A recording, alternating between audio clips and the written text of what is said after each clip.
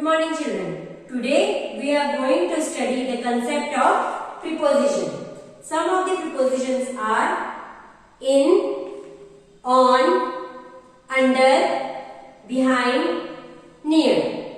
So let's start with the first one, in. I-N, in. In is used for the things which are surrounded by other things. For example, the chalk is in the box. Now let's read some sentences. A man is in the car. Here the man is sitting inside the car, so we will say a man is in the car. A window is in the wall. A girl is in the bed. The boy is in the room. A pen is in the pen stand. A banana is in the basket. A girl is in the cat. A rat is in a net.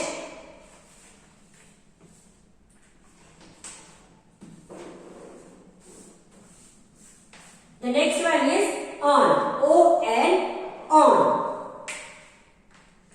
On is used for the things which are above other things. For example, the book is on the stool. The book is on the stool. Now let's read some sentences. A cake is on the table. A pen is on the book. A dog is on the bench. A girl is on the bicycle. A book is on the stool. A boy is on the rug. A duck is on the grass. A bird is on the branch. The next one is under. U-N-D-E-R, under. Under is used for the things which are beneath other things. For example, a duster is under a stool. Here, a duster is under a stool. Now let's read some sentences. A plate is under a cup. A book is under a cat. A cat is under a stool. A dog is under a table. A man is under a car. A cap is under a basket. A suitcase is under a table. A cow is under a tree.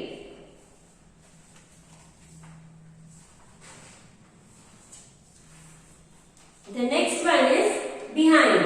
B-E-H-I-N-D, behind. Behind is used for the things which are at the back of other things.